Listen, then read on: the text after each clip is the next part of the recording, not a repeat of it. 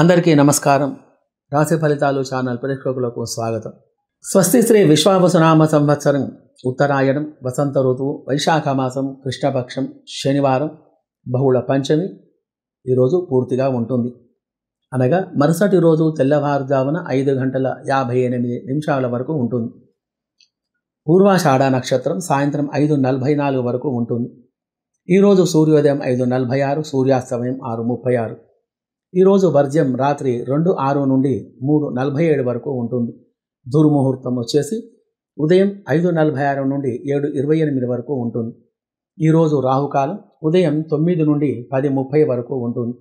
మరియు ఈరోజు శుభ సమయం ఉదయం 11 నుండి 12 వరకు కావున ఈరోజు శనిగ్రహానికి మరియు శుక్రగ్రహానికి పూజలు చేసుకోవాలి.